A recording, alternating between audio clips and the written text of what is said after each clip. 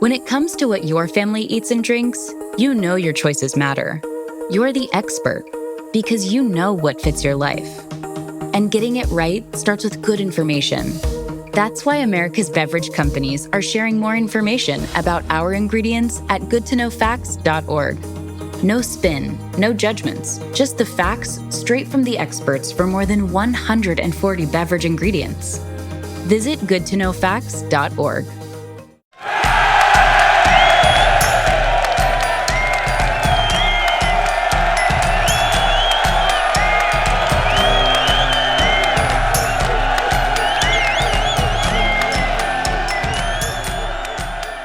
Yo, yo, yo, and welcome back to the Banter Boys podcast. My name is Sanji. With me is Vav. How you doing, boy? Very well, thank you. Very well. Enjoying the Carabao Cup madness that we're already into. How are you? Not too bad. The games haven't kicked off yet, right? No, but I mean, I guess we're in between the window. We've had the Kevin madness of last night, and now we're on to... Yeah. I guess last night as the starter, the matches tonight are great. Yeah. While we pod, so perfect way to kind of timestamp it.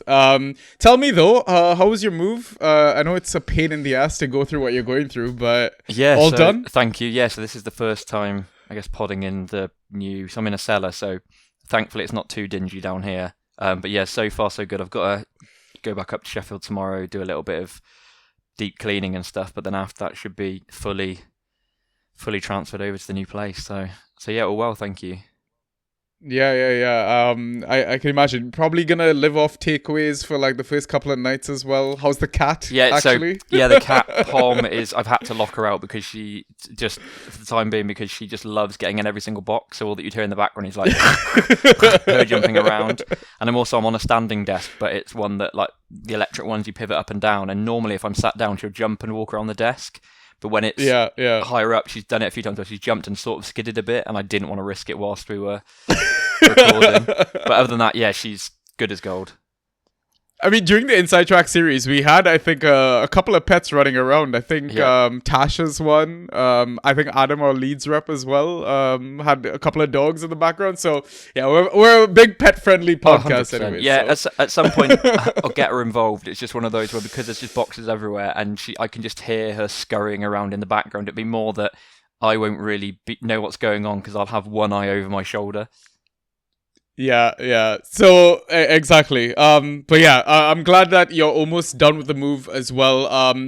But I think let's just jump straight into things. We got a few key talking points that we need to jump on, match recaps, all that sort of jazz. So listeners, welcome back to the Banter Boys podcast. You've caught us on our free regular episode.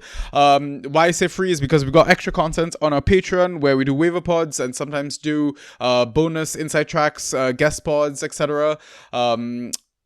If you want to support us out there, we truly appreciate it. Low price of just $1.99 per month. But yeah, it just kind of helps keep the lights on, help us grow the brand, and maintain all the fun things in the Discord community as well. The Discord is free to join. All you need to do is just DM me for a link. Honestly, it's a great place to be. People are actually listening because every week now we're getting a few new entries still, which is mind-blowing. But yeah, truly appreciate the support, guys. But in terms of tonight's episode, typical or regular format is we have two halves. In the first half, we do a bit of a match recap with the data dump. So basically discussing the previous game week, which would be game week 9. And then we have our halftime pint. And then after the break, we catch up on our leagues, see how we're doing, just talk shop basically, and then answer questions from our lovely Discord community. But as always, I'm going to get Ross to do quick social plugs. So Ross, please do that right here. Yeah, for sure. So you can message us on Twitter and Instagram. Our handles at BanterB. On Discord in the Draft PL channel, BanterBoys, #6585. On Reddit, /Banter_boys. You can listen to us on Spotify, Apple Podcasts, Google Podcasts, SoundCloud, and YouTube, all under the name of Banter Boys. Okay, so hopefully you've listened to us. If you're listening to us on Spotify, if you don't mind giving us a 5-star rating, notification bell as well. So anytime we drop an episode, you are, nudged right away, I guess. And same thing for YouTube. Thumbs up on the video. If you're not already subscribed to the channel, please do so. We truly appreciate it. Helps all those algorithms, all that jazz, blah, blah, blah. Yeah, okay. I'm tired. That's enough of an admin spiel. I think let's just jump straight into the games now.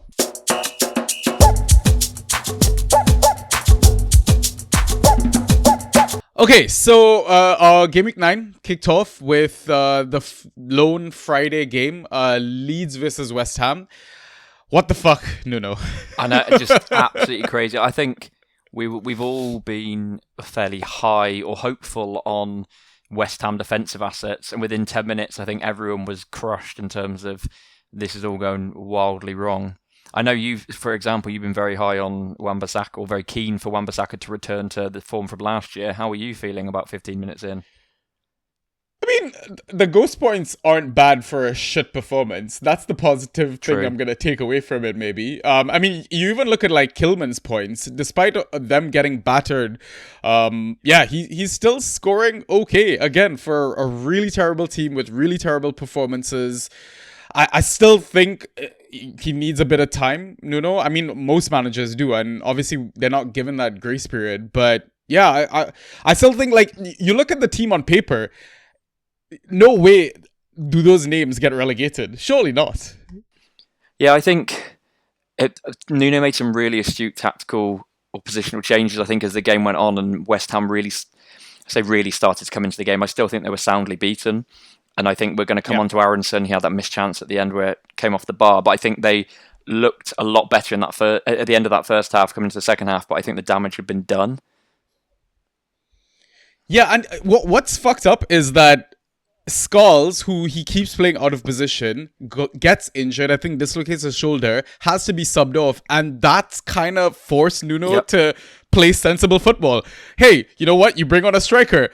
Your other players are actually playing in the right positions. Your team is actually playing okay. Like, honestly, it's baffling what he's doing. I completely agree, and I think we spoke about it before. Where is there some sort of posturing before the January window? I know we're still a while away, but sort of saying to the ownership group of, this is what I'm working with. This is showing where the obvious holes are, and I think there obviously is some of that. But the longer it goes on, the further they're dropping down the table and the harder it is for them to come back from that. I think it's fine when you've got someone like Mourinho in the past as sort of at Chelsea would make a show of it, but still sort of get the result, saying, look how crazy this team was, and he's still in the top four. You can make a show all you want, but if you're dropping into the relegation zone, you just get to the point where what you're doing is just making yourself look bad, like in terms of to the ownership. So I think there's partly some of that, but I guess partly the team on paper shouldn't be. But I guess we're not seeing the players week in, week out in training, day in, day out, sorry. It might well be that, so for example, obviously, Mateus Fernandes, I don't think he started, came on and scored. No, he didn't, but it might, looked solid enough, but it might well be that in training, Nuno's seeing them going, right, you're playing in much the same position as another player, and I think they give me more. Yeah, it's crazy because, again, Irving starts another game, and one of the kids that came on, Potts, I thought he was actually brilliant when he came on. Why isn't he starting, especially in such a dead slow ass midfield? Like, I remember that run that Aronson made from basically his own box, and you talked about that same shot that hit the crossbar. Like, he just glided past Paqueta, and like no one gave a challenge. Like, I don't think Paqueta was on a yellow card by then. He eventually got one, but yeah, it's crazy. I think that Paqueta might have had he knew that he hadn't bet on that minute, so he had to wait slightly later to get his yellow card. But I do think, I think Potts is great, and I can't remember if I've said this to you or not, but I think Potts is just an easy win to be starting because he's a West Ham boy. The fans really love him, so it's like, well, if you put him in, you're automatically starting with a bit of, kudos, not to be confused with kudos, a bit of kudos from the fans. Like a bit of favour in the bank in a sense, exactly. Right? And he is a good player, and he had, like you said, yeah. I know it's this Roy Keane saying, which is often mocked, but like, get stuck in, run around a bit. Like, I know that's not great, but sometimes from the fans, if we're going, so we know that we've spoken to people who've been to West Ham recently and just said the atmosphere, there's just nothing, it's completely soulless. Yeah. Sometimes they just want to see people like giving it a go. I think, I agree with you that gliding past Paqueta, but I have some sympathy for him. I think the goal that he did score that was offside, rightly offside, but was very, very marginal, was really good. And I think he's sort of being asked, because they weren't playing with a number 9, so it's sort of like, is Paqueta playing as like a false 9 dropping in? But also sometimes is Bowen then expected to do that role and him drop deep? I think because no one's playing in that their defined exact roles. If it's a clear 4-3-3 and you've said, right, Somerville on the right, Bowen on the left. Other way around. Somerville on the left, Bowen on the right, and then even I think we said before, play Wilson through the middle, and just so you've got you've got a striker there, or the young striker they've got coming through. Just stick him up there, even if it's a focal point for 60 minutes. And if it doesn't work, say, right, let's just go chaos ball. Yeah. I guess one new asset kind of popped out of this game, Bijol. Biol. I'm gonna have to figure out the pronunciation for that. But ghosted okay as well, and potential coverage if you're coming up against a Rodon owner. I just want to kind of mention exactly. And I think he's definitely worth looking at. I think he's a big old boy. So he's obviously taken a bit of time to come into the team, but came in, played the full 90, which suggests that there must be some confidence there. Yet to be seen whether that continues. It might well be that Farke looked at this matchup and said, right, this is perfect for you to slot in and do this. But I think, like you said, Rodon continues to chug away. And if you're thinking, right, I'm happy to, have a go on him and see how it goes, then I don't see why not. I know there's a lot of defender options this year, but you can certainly roll him out. Yeah. All right, let's move on to the Saturday games. There are 4 of them, so we'll start with Chelsea-Sunderland. Guiu started, but I guess João Pedro is still useless. Garnacho got his first goal. But Sunderland are a good team, man. I know we kind of praised them. I don't want to say wrongly because their fixture run was so juicy to start the season. But, I mean, now that they're entering into the rough patch and they're still getting wins, getting points. Yeah, I mean, that winning goal that they scored, I have no idea what the defending or the thinking was out there. I know a lot of people are going to slate Chalobah just standing up and watching Tosin and Broby dance basically in the box. But I'm going to chuck Andre Santos under the bus a bit because you've got to cover the runners into the box as well. And what's the point in keeping them company a few yards behind making that jog? You might as well just stayed where the fuck you were to start with. Yeah, maybe just me venting, but we weren't good enough. Sunderland deserved the win. Yeah, I think it's Sunderland are proving themselves. It's not just to be very hard to beat in terms of, playing really low blocks. I don't think that's necessarily fair. I think it's more that they're just willing to work their bollocks off in every single game. And I think when if you can bring, again, this sounds like I'm being condescending to Sunderland. I'm not meaning to, but when you're playing a team like Chelsea, who have a lot of, I guess, flair players, but also sort of confidence players, if you can bring them sort of down to your level in terms of, right, okay, we're going to run harder than you, we're going to work harder than you, and we're not going to allow you to do any of this really technical stuff. Especially at Chelsea, we look at it, that especially with a lot of the younger players, they just don't have that dog in them yet. Yeah. Do you see what I mean? I feel bad saying, I feel it's naive to potentially say that about younger players, but quite often that is the case. They've not been ground down by the league yet, especially when you've got, for example, Palmer, who is just a magician and can make everything happen, I think, and Sunderland players would be much more fearful of thinking, get the ball away from him, where you've got Garnacho, who we know will blow hot and cold consistently. I know he scored the goal, which I don't think was a bad goal at all, but I think once he got in his head, it's the Garnacho show. It's not, I need to give everything to win for this team. And I think the Andre Santos thing is a prime example of that. How long did it take anybody to arrive back in that box? So Broby got the ball, and he's not even, I know you say dancing, not really, he's just holding the ball doing that. And I like Tosin, and I feel Chelsea fans want to give him criticism because Chalobah's their boy, Tosin came in off free. It's an easy, mud to throw at him. But if you actually watch it, Tosin's just doing what he should do and just trying to hold Broby in place. Chalobah, I have no idea what's going on there. He's just stood there taking notes, like as if it's a driving exam, going right, okay, reversing in there.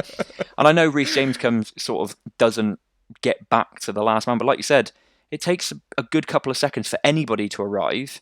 And then when they do, you expect, here comes all of the cavalry, and it's like, oh no, here's just Reece and the rest of the Sunderland team.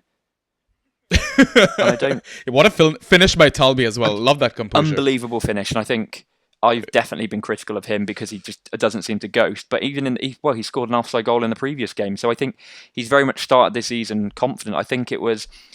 I know there's only been a few, but if the goal last week had counted, he would still have scored in every Sunderland home game to start the season. So, Yeah. I mean, it's a great finish, and they've got a lot of assets who aren't like uber exciting, but are like serviceable.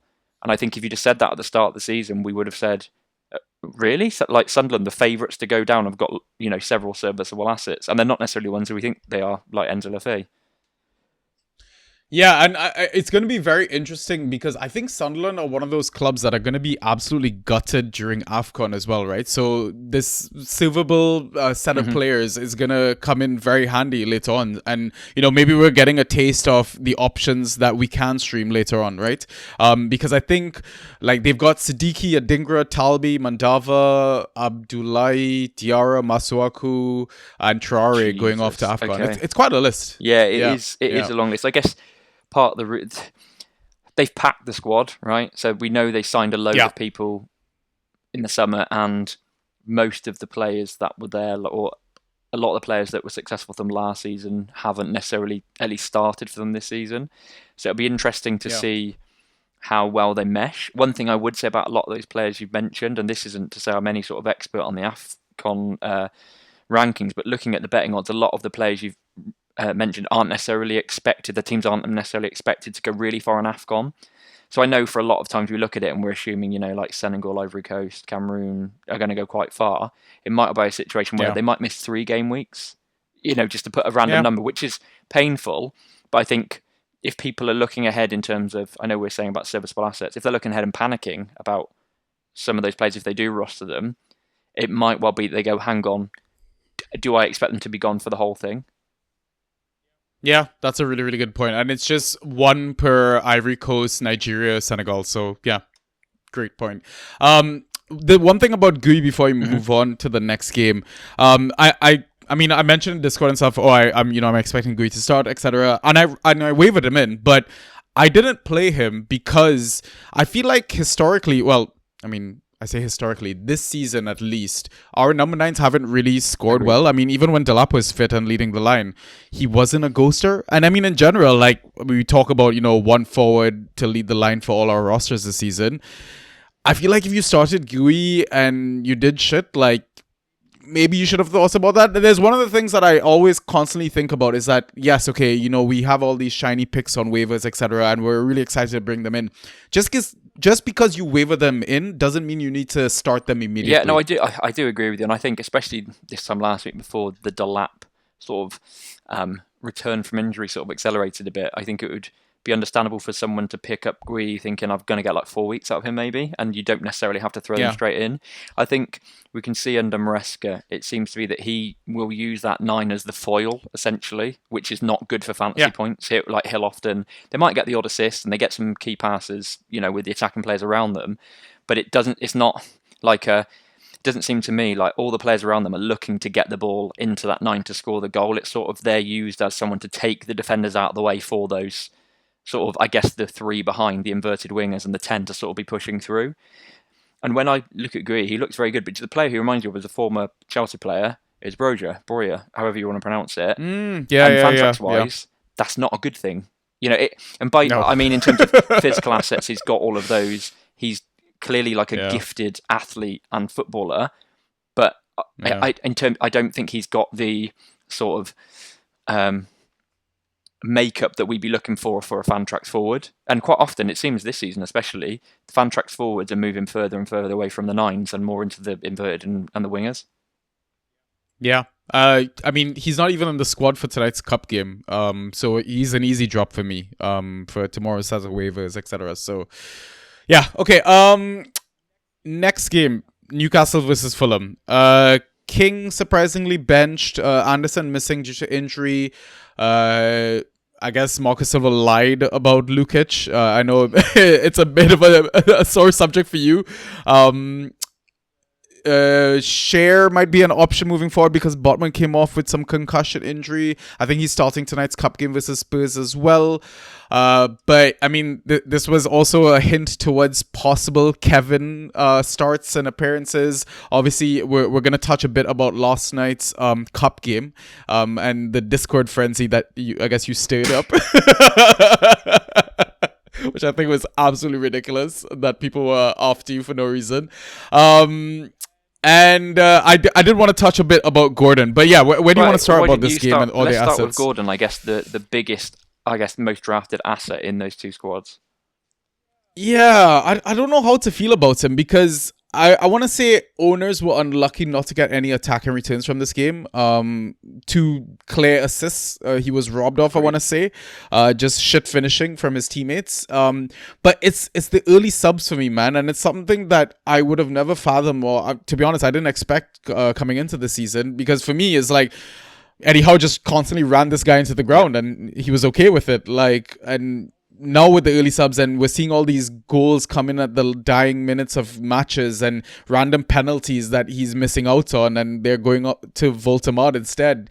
Yeah, I don't know. As an owner, I would be tempted to trade him out at the moment. Yeah, I mean, I wouldn't be against that. I think I've been someone that's been quite stubbornly pro Gordon, just because I think there's some element of talent will win out, and it's not talent that's come from overseas in terms of, that's not me being xenophobic in terms of, oh, they don't know the league. It's more that he's only ever been in this league. Like, he knows who he's coming up against, Howe knows exactly what he wants from him or can expect from him. I think it's more that Howe just suddenly looking around going, oh, I've got a few more players at my disposal. Like, usually they've been like really up against it, but I think if you look at Alanga's really flattered to deceive. I think he's been very poor. Yeah. Barnes has been Barnes. He'll give you, an amazing, he'll come on at 60 minutes and score 2 goals, and the next game he'll sort of just go missing. I think Gordon was unfortunate this weekend that Murphy was brilliant, looked absolutely electric. I know we'll touch on him later when we look at the stats, but just scored a great goal, could easily have scored a second one in a very similar fashion. And I guess had Bassi on toast, which we've alluded to. Yeah. But I think with Gordon, it's one of those where you're hoping that he gets a bit more set pieces. It might well be, and this is a very slow knock-on effect, but it might be that Hall comes back, Livramento starts to come back, Trippier drops out, Gordon picks up some of those set pieces. I know Tonali's been taking some, but then, do you know what I mean? You've got this sort of butterfly effect where Gordon starts to come out a bit. I think it's very much whether you like watching him. Sort of, I know that sounds mad, but comes down to it. Like, if you're willing to take a risk on someone that has pedigree, maybe isn't going to produce what he did last season because they've got more than one main man now. Mm-hmm. And I know they had Isak last season, but I mean, if you ignore, now they've very much got a flurry of players, and Voltamade started brilliantly. I know that was at 4 and 5, nearly could have had 5 and 5, but whether that Voltamade's brilliant, but is that going to change if he drops slightly deeper? If Visser comes back from AFCON and, that team shakes up a little bit, I guess you're gambling on a shake-up at some point. But given Newcastle's form, it's not been electric. A shake-up wouldn't be wildly surprising. Yeah, I guess temper your expectations is the phrase for this week. But you bring up a great point because you compare Isak to Voltamade, 2 different type of strikers or forward players, right? Different. One is more of a 10, one just kind of is ready to just finish chances in the box. So yeah, I guess if you have Gordon, maybe a bit of patience is needed. And like you said, at the end of the day, he's still like a top asset, top talent in the Premier League. And will be starting more games than not. And yeah, maybe things will just eventually click. And yeah, again, patience. This whole Lukic stuff, like, I guess we just don't trust Marco Silva. He's a fucking liar. Well, now. I don't know, because the issue here was the Serbian manager, right? So during the international break, the Serbian manager said he's going to be out for 4 to 6 weeks. So I dropped him, and I don't begrudge it too much because I'm a fan of Lukic. Because of sets, right? If this is the season of set pieces more than ever. Because of sets, I think the goal was very, very nice on the weekend. But if you look at his score, it wasn't poor, but you take that goal away, he's at like 6 points. And I know that, others in the Discord and in the community have sort of said this all along, but my thing's always been, well, as a mid-5, if I've got someone taking corners and I've got an Anderson or a Bassi or even a Raul Jimenez like in amongst it, then that's fine by me as the role of the punt. But I think it's very quickly gone from, Lukic, he's like a decent enough player to hold, and like he'll always start, so you can run him out, and then hence in my eyes, an easy drop if he's out to 4 to 6 weeks, if that's 4 game weeks. Obviously, if it's only one, a different conversation. But now all of a sudden, everyone's like, "Oh my God, Lukic is unbelievable." I'm like, do you know what I mean? And this is the thing. This knee-jerk reaction all the time is, I don't think, beneficial for anybody. And I think, I know this is going to come on to Kevin in a minute, but I think with the Lukic, it's frustrating that Marco Silva said, "Oh, it's touch and go," and then all of a sudden he's starting and playing 90. But same thing with Fulham. They're sort of due a shake-up. They need a shake-up. But Silva might not do it because the owners and himself are getting lambasted by the fans. So he might say, "Well, I'm just going to stick to exactly who I know, my trusted generals." So it's in that really difficult line in between. What are your thoughts on Lukic as someone who hasn't necessarily had draft stock in him before? I mean, for me, and it's a thing that I think not only myself but also other managers need to maybe change while playing this game, is that if they've burnt you in previous seasons or previous matchups, you need to not hold on to that. And it's definitely something that I struggle with, I will wholeheartedly admit. For me, I think he's a brilliant option, especially for this game week, right? Yep. We talk about your mid-5. Obviously, I think you're either playing back 4 or back 5, but if you're going with a lone striker situation, for example, like forward that would have been wavered in over the past few weeks, who's on red-hot form, Krupi Jr., coming up against Man City. Not the best fixture to play him in, right? Obviously, he's on form and you'd be tempted to play him, but that's a good 50-50 decision, I think, to make, is Lukic versus Wolves or Krupi versus Man City. And for me, Lukic wins that. My only concern about Lukic, though, is we saw your boy Kevin last night get the assist through a corner. Yep.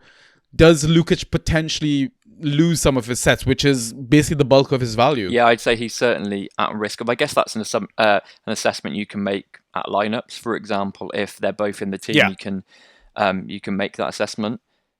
Which is what we did last season with Andreas Pereira and Lukic when Andreas got randomly started, right? And, he wasn't nailed. Same thing with Harry Wilson. You're sort of looking at who's in that squad going, right, Lukic seems to be taking a lot of sets, but in terms of the hierarchy of the entire squad, where does he lie? Or is it more that of the 11 that's on the pitch right now, he's the set piece taker? Because it's not, he's not James Ward-Prowse, right? He's not, in terms of it, Silva's not going, right, he's unbelievable at set pieces, so he's definitely going to play. It's more that, right, he's very good at set pieces, so when he's on the pitch, I'm happy for him to be the one taking set pieces. But I don't think, he's not the dedicated one and only set piece taker. And that, sorry to pull it out slightly, but looking at this season, that seems to be the situation across the board.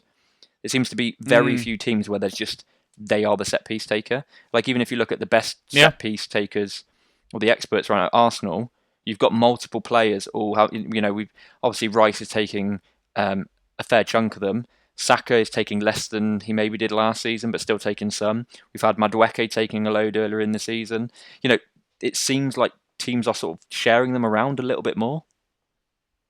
Yeah. I mean, you can find the takers on our banter board page, right? For example, like Man United versus Brighton. I think there were like 4 different players for Brighton that took corner kicks. So yeah, proof is in the pudding. You want any quick points on Kevin? Because I'm sure for people who are in the Discord and are obviously listening to us pod, they're probably like, oh, when is Vaf going to talk about Sure, Kevin? Let's do it. So, and if I didn't make this clear yesterday, my take on Kevin has always been, he clearly has a previous record of being able to put up good Fantrax numbers when he plays. My issue around the discussions around him was too often that managers don't look at the possibility of a player playing. They purely look at, oh my God, but look at the upside and look at the points. That's 100% correct. But if you don't take a step back and actually take a look at the situation at Fulham right now that I alluded to earlier, the game state, and also fan sentiment, quite often the sentiment we're taking in is, I have this asset, or I want this asset, and I think it'd be really exciting if he plays. And it might well be that they are very exciting if he plays.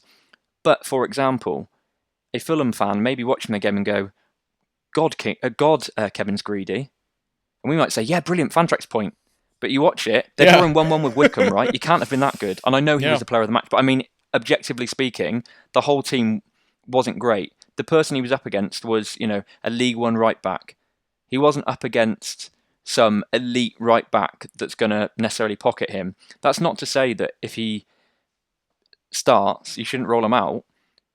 But don't sit there and be like, oh my God, he got 26 points last night, so if he plays on the weekend, he's going to get at least 15, 16. That's not how it works, because one, it's a completely different standard. Fulham will be running out a different game plan, because it might well be that things go down the right-hand side more, for example. So they've got Tete back in the side now. They had Castane playing last night. They've got Tete back in the side. They might say, Tete, whip some balls in from there, and Kevin's the one at the back post that's sort of left to mop up or play that way if he starts. I think Jimenez got a knock, so that might affect things this weekend in a positive way, but it could go the other way. It could be that Silva goes, right, we can't afford to have Kevin because we're going to have to jig things around up front to fit other players in. So yeah, I think it's a classic case of it's really, really exciting, but managers taking a step back and looking at the situation and not just likelihood of, oh, he should start. No one's saying he should or shouldn't start. We're not the manager of Fulham, and the manager of Fulham will be looking at how he affects the entire team, not just how his performance was. Because it might, like I said, it might be that he performs brilliantly, but he doesn't. It makes he leaves too much space behind for the left back, and say it's Sessegnon at the moment because Anthony Robinson's injured. He might say Sess needs a bit more protection because he's not as solid at left back as Robinson is. So therefore, if I'm playing Sess and Kevin on the left hand side, you're basically playing two wingers.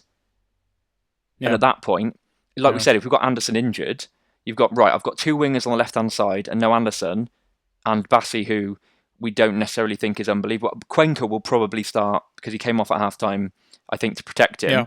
But again, he's not going to want to say, right, you lot just have a free run at him. Right, let's see who Fulham have got this weekend. I should know this. Have you got it written down? Wolves. Right, okay. And it's almost like the perfect game for Kevin to play, right? I would say yes, it almost is, but at the same time, low block, they could just lock him up.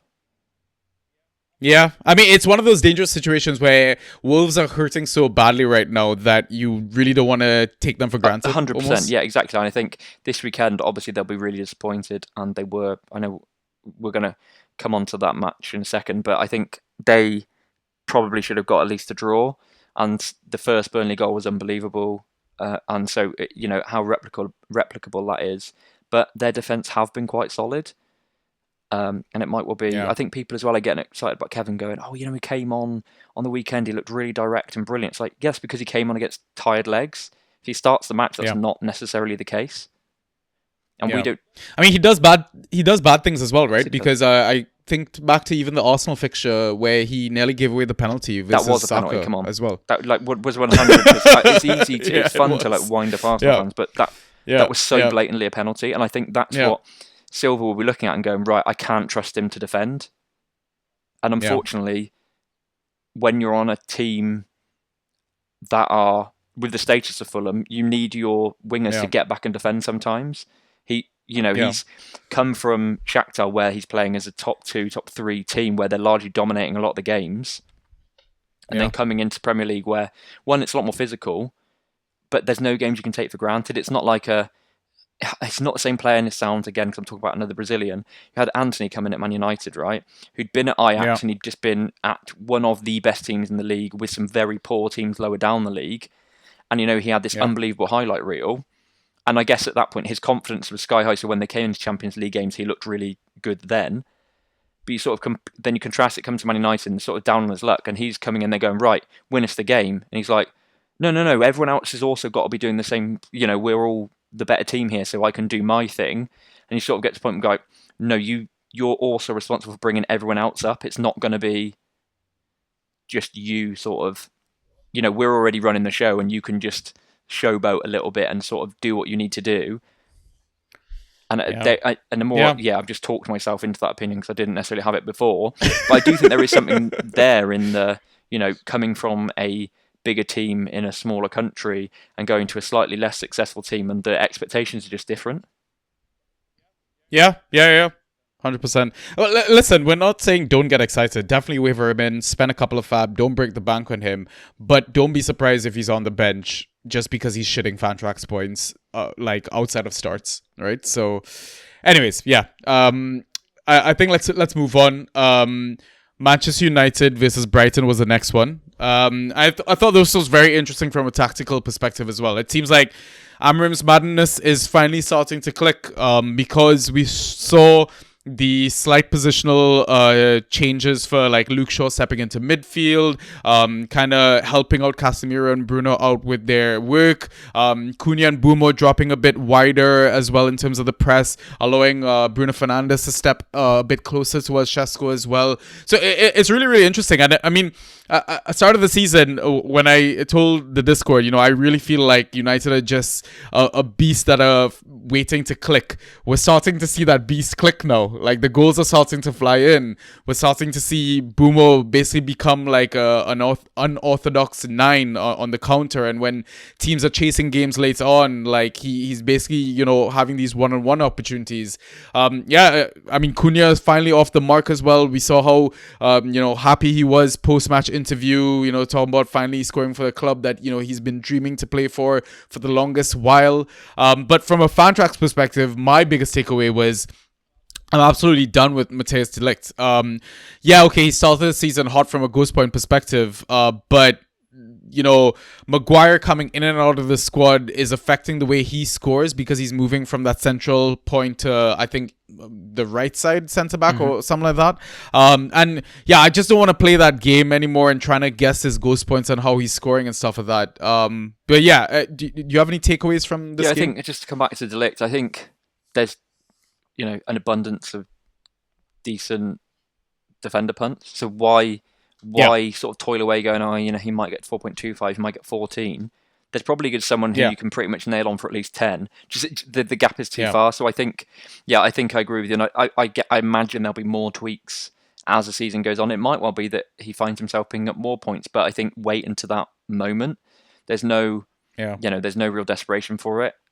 I think, as you said, I think their attackers looked really fluid and really fluent. Not concerned. My question would be how much of that was United playing really well and how much of it was Brighton looking a little bit lost at sea. I think we're starting to see some of the limitations of Hurtzler now, and he's not really. I think their fans hoped they'd have kicked on by now, and it doesn't necessarily seem to be happening in the way they liked. I think from a Fantrax perspective, it's been frustrating because he's just not playing the same team. He is just making changes a lot, and I know that they're picking up injuries, but I think you look at it and you think, right, so Kadioglu or Ferdi, as you might call him, we've said before, might play slightly further up. That's true, but then the next week he's then playing at left back, and it's sort of there's not necessarily the consistency to build up the connections between players. So I think from a Brighton perspective, it's frustrating because there's some potential really solid assets there, but it feels like even if they do play, you can't trust them to still be there at the 55th minute sort of thing. Sorry to move away from Man United. I think in terms of how Man United are looking, the concern would be AFCON. That right-hand side of Mbumo and Ahmad, it's got Mazraoui would be going as well. So you've got that entire potential right-hand side, which I guess you'd see Dorgo on the left and Dallo move across to the right. And I guess Mason Mount might drop in, who I guess has looked pretty solid in terms as a fan's favourite. But I guess Man United have just got to hope, and managers of Cunha and Mbumo have just got to hope, and Sesko as well, I suppose, that those connections continue to build. Because I know the spirit amongst Man United fans is positive right now, and I saw a video, I think it's from yesterday, of Amarin turning up at training in his Porsche, with his Ray-Bans on, smiling, and obviously everyone, dishy managers, turning up smiling. All it would take would be, so you got Forest this weekend. Dyche could easily have Amarin's number. And then Spurs the game week after that, which is, again, away at Spurs, is not going to be easy. And all of a sudden it's United swinging back into crisis. So I think, I'm not stood here saying sell high by any means, but I think maybe don't get ahead, don't get ahead of yourself. Don't get carried away. Yeah, exactly. I think the window for buying in Cunha, a value is probably gone. Yeah. And I wouldn't say right now it's worth chasing. I mean, I'd like to roster him, but for what you're going to have to pay, I don't think. Because I think he went too high at draft. Yeah. So I think Yeah. there's probably that. And Bumo, he's just looking really solid. Yeah. He's just looking really solid, and I think pleased for him as a guy, because it was exciting to see him have two, coming out of Tony's shadow at Brentford. So pleased for him that it seems to be working out well, and even Šeško seems to be getting amongst it. But United nearly threw it away. Yeah. Yeah, they did. I mean, and that's the thing about Boomer is like he's doing the things that you want Salah to keep doing. Like, again, it baffles me why Liverpool didn't try to get Bumo and make him the Salah replacement. I feel like it's so like for like the way Bumo is just growing into this league as well. But yeah, you make some really good points. And I mean, that's why I kind of went Šeško in the Banta Bash draft, right? Because of the AFCON coming and just think he's going to get more starts, etc., all that. By the way, you mentioned, I think last time we potted as well, the Greek kids from Brighton. Yeah, so I mentioned Simas, and obviously it was the other Greek forward this week. Yeah, Kostoulas. Yeah, right? yeah, Kostoulas. I didn't want to butcher his name, but I think like Hurtzler, it's difficult because Welbeck is just unbelievable, just doesn't age, and just is being brilliant. But there's part of me, it's like Hurtzler, it's like just bloody play him. You've got. Yeah. It's not as if the rest of the team. Welbeck has been playing well, right? But don't bring them on for a random 10 minutes. Give them. They were 3-0 down, right? Yeah. So give it more of a go. Well, 2-0. Oh, sorry, 2-0 and then 3-1. Yeah. Something like that. Yeah. No, I'm fairly certain it was 3-0, and then they went 3-1. Oh no, it was 3. Yeah, you're right. Try and gaslight me. Yeah, you're right. No, there's part of me. It's just like give them a go, because there's part of we're seeing it across the league that young players. So I know Liverpool. So Rio is going to play for Liverpool tonight, and he's uber exciting. Estavao at Chelsea, is being really exciting. There is it's always said it's a cliche, but the lack of fear that these younger players have. I think it's partly just give them a go. And on another player actually that I've seen, he is starting for Brighton tonight, that I've seen a lot of Brighton fans complaining about is Coppola. Why has he not been being played?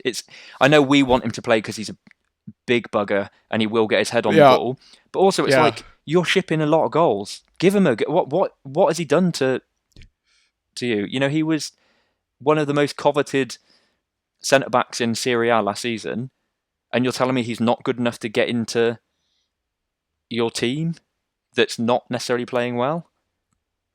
I'm so glad you touched on this because I am tearing my hair out seeing Dunk still start Premier League games. Lovely bloke, but he's running through sand. Dunk really shouldn't be starting. Sorry. I mean, Brighton legend, Prem legend as well, but yeah, no, Lewis, if you're listening, big fan, especially a big fan of you taking free kicks. I'll always love you for that. But the time has come for you to pass the baton on. Exactly. All right, let's move on to the next game, Brighton versus Liverpool. Liverpool in full-on crisis, man. Again, I keep saying it, Konate is shit. He keeps moving around Soboslai, the world's most tactically flexible asset in the world.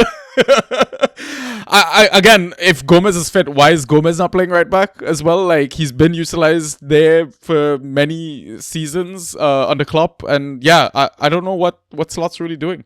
The only thing I can think with Gomez not playing at right back is if Gomez gets injured, they literally have no centre-back coverage. The only person that someone would say they might go Gravenberch or Endo, neither of them are centre-backs, and Gravenberch has clearly been showing this season that he can play more of an 8 rather than just a deep-lying 6. I think Robertson's playing left centre-back for Liverpool tonight, or looks like it might be lining up that way. So whether Slot's maybe playing around with things there, I think it's a real shame that the player they brought in the summer, sorry, I can't remember his name, the 18-year-old, the guy that did his ACL or something like that. I think it's really unfortunate that he did his ACL at the time he did, because I think we'd be seeing him by now. Yeah. Or even if we weren't seeing him, I think it would force Konate to maybe focus a bit more, and that's an assumption that his focus is gone. But as we get towards the January window, that's only going to increase. Yeah, Giovanni Leone. There you go. Apologies, Giovanni. But I think, as we get towards the January window, the pressure on Konate is only going to increase on twofold. One is because you're going to get fans that are going to go, right, especially after the Trent situation, if you're not going to sign, please leave. But then there's also going to be some that going, we want him to leave because he's shit. Yeah, he might be fluent in Spanish by then as well, so... I mean, yeah, well, I'm going to say his Duolingo will have renewed by that point. Yeah, I don't know what to make of it, man. Because, like, I mean, I'm gonna be doing, like, TDS Pod after this one as well. And I think we're doing the segment about, you know, assets to drop, etc. And, like, for me, like, I mean, name value aside, like, club allegiance aside, all that shit, like, Kirkes is such a shit asset and really should not be rostered at the moment. Terrible. I mean, I don't think he should be playing Premier League football at the moment, let alone rostered in contracts. I mean... Agreed. Yeah. He's obviously a hell of an athlete, yeah, but little outs right now. And I think in that Bournemouth team last season, what they needed was a runner. Yeah. And what he gave them was that. And I think we've had discussion, it might well have been Pi last week, saying that Trufair looks better for Bournemouth than Kirkes. Oh, he looks amazing last now. Season. So it's sort of like, was it just a marriage of convenience for Kirkes that Iriola was getting a tune out of a player who is very limited? Yeah. And, you know, he's still young, so he could come into it. But I think right now, given the abuse online that he's getting from his own fans, abuse is a strong word, but given the clear, get the hell out of the limelight for a bit, like in terms of just, as a manager, you sort of think, just protect your player a bit and just get Robertson in there. He's your vice-captain. If Robertson's rubbish, he can take it on the shoulders. You know, he can, rather than Kirkes, if he puts any foot wrong, you know, there's a highlight reel of, what the hell is Kirkes doing here? Just give him a few weeks to let him... You know, they've got plenty of games. Yeah. Yeah, him scoring his first Liverpool goal does nothing for me. Anyways, let's move on to the Sunday fixtures. Start with Arsenal versus Crystal Palace. We're back to set piece FC. Ole, ole. I mean, we really don't need to talk about Arsenal. We know the machine that they are at the moment. I think for me, the biggest thing from this game, and obviously... playing any asset versus Arsenal and getting a shit score, I think you need to understand that they're going to score shit because Arsenal has the best defense, not only in England, possibly in Europe, in the world, or whatever. But yeah, Jeremy Pino is, I think, a name that a lot of managers are umming and ahhing about at the moment. Yeah, I think coming in before the previous international break, I think most people had sort of realised that maybe it wasn't going to happen for him straight away. And then he had a good international break, and everyone, you know, you had a lot of like managers doing victory laps of, I held, and look at me now, you know, aren't I the best? And then it's come back saying, no, he's still quite young, he's new to the league, he's probably going to blow hot and cold for a while. Personally, if you're saying drop or not, he's certainly droppable. Obviously, it depends on who you're picking up afterwards. You know, he's not, I wouldn't drop him and then just leave the empty spot and wait to see what happens. But he's got no trade value at this point. I don't think... Are you certain to roll them out against any teams? So they've got Brentford next, who are on a hot run of form, playing really, really well. Then they've got Brighton. Could be some joy there, depending on how they come. And then Wolves. They've got a nice sort of run, but I think when you actually break it down, when you say the nice run, it depends which Brentford, which Brighton, which Wolves turn up that day. He just looks a bit lightweight. Yeah, and I mean, remember last time we potted as well, we talked about, you know, a second half of a seasoned player. That might be him. Who knows, when Sarr goes off to AFCON, maybe Pino picks up a different role in the system altogether. Yeah, I mean, he's still a good footballer, right? At the end of the day. Talented. But like, the thing is, for me, I think if you're running out of patience, then maybe try and trade him. Again, you can be ruthless in this game. You can drop him, and you know he might continue to be shit, and he could be somebody else's headache. But if you have, you know, a deep roster, you can afford to stash him. I don't hate the stash if you're not jammed up every game week to try and get a win out, or you know, get a full 11 out. So no, 100% agree with that. And the thing is, for me, is like I personally, I'm just patient with him because he's my mid 7 or mid 8 in one of my leagues. So that's why I don't care. Right. But exactly. By the same token, if a player, so for example, Pino, you've got your mid 7 or your mid 8, Kevin's on waivers. No, seriously. I'd be tempted to go Kevin. I'd be tempted, but at the same time, I would also be tempted to just hold fire and let somebody else. My point is, that's what I'd be doing. I'd be looking at the players and saying, out of these two players, I'd only, if I was dropping Pino, it would only be because, well, I guess only, it would be because I obviously had too many upside punts. I needed like an 11th guaranteed player, that's going to get me an 8 points, a floor player.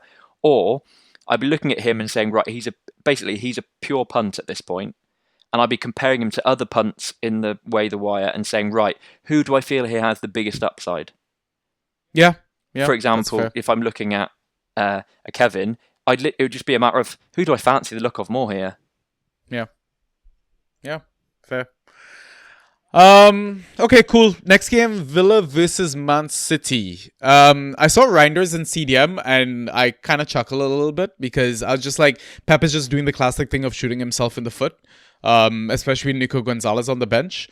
And yeah, man, you stop Haaland and you just stop City in general. I mean, funny enough, they're currently losing to Swansea 1-0. Wow. And I don't think Haaland is even in tonight's squad. So who the fuck's going to score the goals for them to turn that result around? Yeah, well, I know there's been an interesting article on The Athletic in the last few days regarding, who's going to score the goals for City. But I don't know if you've seen any of his recent YouTube clips, but if you want to stop Haaland, get to that dairy farm, buy all of the tomahawk steaks, buy all of the raw milk, and he'll be out of sync, and we know that he's a man of habit. That's how you do it. Obviously, we need to see whether his bollocks are still intact after the clash he had with the post. I think that's probably why he's had the night off tonight. I think Pep spoke about it in his press the other day and said that he hadn't, I haven't seen Erling, you'll have to ask him. So it might well be that he's not right for this weekend, and they give him a break. But yeah, I think if we go back to Reinders, I don't want to do a victory lap here, but I don't know if you remember. So we had a conversation in the Banter Boys Discord a few weeks ago with another member who has Reinders, and they sort of said, I think it was to do with Rodri being out, saying, "Oh, that's it's a boon for Reinders, he'll more game time sort of thing." And we sort of said, well, he could be rotated slightly further back, because I think this is partly what people were apprehensive about when Reinders came in, was it wasn't obvious where he was going to play in terms of, was he going to be like a 10, or playing really, like with Doku, Savio, they're a winger. They're not going to be playing CDM. But we know with Pep, if you're sort of a centre midfielder, that doesn't necessarily mean, it could mean any of those 5 sort of positions in the 2-3 and the 4-2-3-1, if that makes any sense. Yeah. So with Reinders, I don't think he necessarily makes sense as a defensive midfielder, but I can see why Guardiola might think, no, having a little technical player, I say little in terms of, not a monstrous build, having a smaller, similar to Bernardo Silva, technical player in there, linking the defence and attack and knitting them together, maybe what we need, we'll try Reinders there because he's got such a analytical football brain that he can play any position. That's great, but as a Fantrax manager, you're like, no, this isn't what I signed up for. I signed up for a man who's at least playing most of his game over into the opposition half. But instead, what we got this weekend, what is it, minus 2.5? Something like, what we got this weekend was a brilliant player, but he was not even the pass before the assist. He's, like the one collecting it from the defenders. And I don't think he's... I feel like he just got thrown under the bus a little bit, because I mean, tactically speaking, like even thinking back to like the highlights and stuff like that, he was kind of the reason why City struggled, I think, against Villa. Like, he's not played that position often enough, especially by himself. Agreed. To be covering the defense, and especially City still look like they're very susceptible to teams that counter well. Like, for example, I'm thinking of Semenyo coming up this game. I feel like Semenyo's just gonna rip them a new one.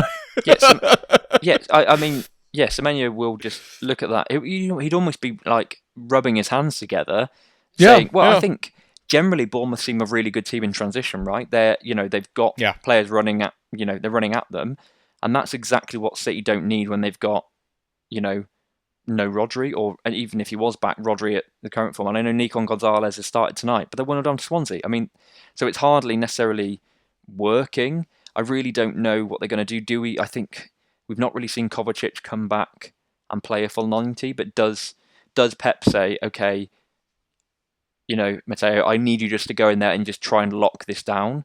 And maybe he packs the midfield by playing a Rico Lewis coming into that midfield, or a Nico O'Reilly coming into that midfield, because I know Nori's back tonight. I've seen he's already been booked. They've already conceded. Yeah. So, I would say, which if you're a RAN owner, doesn't look great, Bob. But I think in terms of, And same thing with Nunes. I'm a Nunes owner. I don't know whether he might just go, right, we'll have Lewis on one side, O'Reilly on the other, or even a Gvardiol at left back and an Ake and a Diaz. And he might just try and say, right, let's try and solidify this midfield and go from there. I know that sounds wild to think about City needing to do that, but at some point he's going to look at it and go, right, Arsenal are running away with this. And Bournemouth they ran away with it. I think it's done now. I don't agree with that at all. maybe I'm just a bit jaded, like as a Chelsea fan, like not being part of this race. Yeah, no, but they're unbelievable. I think to be very, very brief, that my only thinking is the pressure is purely going to be on Arsenal. Right, we know if it's still this in February, all of the pressure's on Arsenal, and we know that City can put together 10, 12 games in a row where they just grind it out. Yeah. I'm not saying that Arsenal can't, but every game for Arsenal is going to be, if we bottle this, rather than with City, it's just going to be, the mentality monsters, can they chase it down? Or same thing with whoever is in and around it. And I think that pressure for Arsenal, rather than going the other way around and there being less pressure because they're 5 points clear, it's going to get more and more severe. And Arteta's probably going to lose his head more and more over little things. Yeah, I mean, Pai shares the sentiment, the same sentiment, right? Last episode as well. He thinks that City is just gonna do the business at the end of it. I mean, listen, I'm waiting for Pep to stick John Stones back in midfield. I think that might help him out massively as well. So, I mean, it could do for the 10 minutes that John Stones is uninjured on the field. yeah. I mean, okay, let's move on to the next game. We spoke about them as well, Bournemouth. I was so happy to see Tav playing in his natural position. The best game that I've seen from Tav all season. Apparently he knows how to score from corners as well. Crazy. Didn't know this was a thing. And obviously was very lucky to get that goal. You could see him after they awarded it, like he was just like, can't believe I got away with this shit. But I don't know whether or not we should be selling high on him, because Brooks is back. We saw him come on as a sub as well. I mean, Tav is still not playing 90 minutes. He's still getting taken off. I'm not sure what to do about Tavernier. And then Krupi getting a start. Our Evan Nilsson owners worried because Krupi looks damn fucking good. Kid has a proper finish on him, and obviously he is on a lot of form. We have yet to see a dip from him or the negative side to his footballing ability. And then the other thing was I guess Igor Jesus starting. Ghosted okay, got taken off at halftime. I was a bit upset to see him start because I had him stashed for like a month, praying for Nuno to give him that start. Never got it, but. Yeah, any thoughts from you from this fixture, assets-wise? Yeah, I think if we touch on Tav first, I think as a sell high, he's a great shout, because the last time I was on the pod 2 or 3 weeks ago, we were saying, is he probably a drop? And then I know the Brooks situation. I don't necessarily know whether Brooks is just going to come back in and take his spot and shift Tav over, because they've been playing well for the last couple of games with him being out. Yeah. But I think it's probably going to be a situation where the minutes are going to go down, especially if we look at Evan Nilsson potentially coming back in the next few game weeks. It might just be that front four is a bit more fluid. And I think with Tav, there will be an injury at some point. Yeah. He will pull a hamstring at some point. It's clockwork. Yeah, exactly. Every I know season. they don't play in Europe, but as there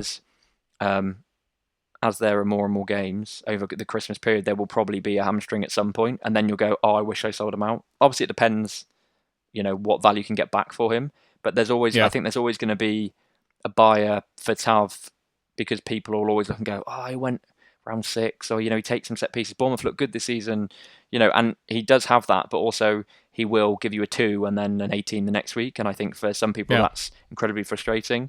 I guess to touch on Krupi, unbelievable goal. Almost the opposite of the week before, where they were both just like, you couldn't miss them. This was the other way round. One thing am expecting, I know we don't know how long Evan Nilsson's out for. If I'm an Evan Nilsson owner, I'd want Krupi more. I'd just be frustrated, because I think what we'll probably see is 60-30 minutes like throughout the rest of the season now. In terms of, I think Krupi seems like one of those players that will, Evan Nilsson will just run at them for 60 minutes. He's a big lad bustling about, and then you can bring Krupi on, and a sort of like a Solskjaer-esque, good finisher, got confidence. So that's what I'd see, I guess, that's what I'd guess longer term over the course of the season. I suppose there's every opportunity, we've said before, that Areola likes likes to keep the squad taking over, so maybe he does roll with him a bit longer. But, City this weekend, I wouldn't want to be playing Krupi personally, but I wouldn't necessarily be dropping him outright. I think until we have more news on Evan Nilsson, you've just got to hold and run. The only other concern I'd have as well with Krupi starting is the effect that it's having on Semenyo. Agreed. I feel like Semenyo is potentially shooting less. Just because, again, we talk about, we make that comparison between Isak and Voltemad. I think it's similar to like Krupi's Evan Nilsson, right? They're 10-ish versus like a full-on number 9 that wants to be having as many shots or as many goals for the team, etc. So, yeah, it's just one thing to kind of monitor. Next game, Wolves versus Burnley. Crazy game. Vitor, I think it's just a matter of time until maybe he gets sacked. Some of the arguments with the fans at the end. Have you seen that? Have you also seen the video of Jose Sarr arguing with fans? Yeah, that was crazy, bro. That was crazy. Yeah, it seems like it's imploding. But I guess just before we touch on this exact game, I think the difficulty with Wolves is I think their owners are very, let's say, thrifty. Yeah. And I don't think they'd be feeling great about paying him off to the tune of a few £1 million, which I don't know. I've not seen the amount, but I imagine it's going to be at least 7 figures. And then trying to bring someone else in, they're not going to want to pay to bring someone else in necessarily. And, Dyche is off the market now. So, some of those weird, not premium pickups, but in terms of the managers that are currently without a club. Well, Brendan Rodgers just come back on the market, but I don't think he's going to want to be rushed into Wolves because he sees himself as slightly above that now. Oh, is that why Ange going back to Celtic, or the rumors, at least? Oh, well, yeah, the rumors are that Ange. The rumors are always going to be there because Ange always wins a trophy, right? So they're gonna want to bring him in. But so Brendan Rodgers left earlier this week. Okay, right. Duties. Okay. I mean, for me, what I wanted to talk about Fantrax-wise from this fixture was 2 players. The drop-off of Jadon Anthony, and then the emergence of Fleming. And listen, if you've not seen Fleming's first goal, please go take a look at it because it's an absolutely audacious finish. And I feel like if this was KDB or this was, Ronaldo, people would be speaking about it for like weeks on end. And I feel like because it's a Burnley player, it just goes under the radar and it's underappreciated how good that technique was. Yeah, unbelievable technique. And I think also amazing vision to sort of spot the positioning of the keeper. There's part of me that is unsure whether we're giving slightly too much credit and maybe the keeper could have done slightly better. And it's Wolves. But yeah, he's obviously, to be even trying something like that, your confidence has got to be high. So, that's something to look at. But obviously then Lara Foster came off the bench and scored. So maybe, considering he's been out injured, does he, I know he doesn't necessarily have the ability to do so, but does Parker sort of pull rank and put Foster back in there? I mean, I can think of a lot worse things than a punt on Fleming, given the conversations around forwards this season. And he ghosted a bit as well. 31 points. Yeah. He had 2 goals, but it's not quite often we'll see 2 goals and 24.5. Yeah. You love to see when they cross that 30-point mark, especially when they have a brace. Of course you do. Yeah. And I think another player that I want to touch on, obviously, I think a lot of people will be excited by Hartman. We'll come back to Anthony in a minute. Hartman, obviously with the 2 assists, and he's taking quite a lot of set pieces, which is really exciting, and he's scoring well. The first assist was a fluke. It was literally, I will launch this ball up the other end of the pitch and hopefully Fleming can bring it down and hold it, do a Brobby, like bring it down. Yeah. And obviously you've got to do that. The second one was very good, but the second one was made by the cross that went across the goal to Hartman. Yeah. So he's obviously getting in those advanced positions, and I saw someone had asked, it might well have been in another chat yesterday regarding, are people seeing as Hartman as a Munoz light? And I think the general consensus was he's getting forward, which is good, but Palace's defence is a million times better, and Munoz is essentially playing as a centre forward in just a better, like a right centre forward in a better team. So my thing would be, not to come back to tempering expectations, Hartman looks really exciting numbers wise, and he looks decent enough on the eye test, but I think we've got to bear in mind, some of those things are not all of his own making. Yeah. He's helped out massively. Oh, 100%. At the end of the day, he still plays for Burnley. It's still a promoted team. Exactly. So, if you see big scores, sure, but you don't get them when you actually waver him in, don't be surprised. Exactly, yeah. Jadon Anthony, start of the season, I think we all knew it was largely unsustainable. Yeah. because it's Yeah, just massively. insane. But there is Yeah. something that I've been sort of looking at their fixtures a little bit and thinking, is there something to do with the fact that he is just better when playing against better teams because he's slightly better on the counter? Could I'm be not that saying as that well. Because, Burnley are ever yeah. really fully out of counter low block situation, but when the game's a bit more open, then are they necessarily having to look for him all the time? Yeah. Yeah, good point. Yeah, and I mean, with all this chop and change up front and stuff like that, it kind of moves him around, and now he's playing with different partners, this and Exactly. that. Like, I still think he's a great forward 2, forward 3 option to have in Yeah, your in the roster, current but not climate. one that you have to start every game. Exactly. Yeah, I wouldn't be dropping him or anything like that. You've got to be sort of hopeful, but I think Yeah. we're certainly moved away from the people thinking, "Oh my God, I've got this absolute stud here that Yeah. is game in game out going to be starting them."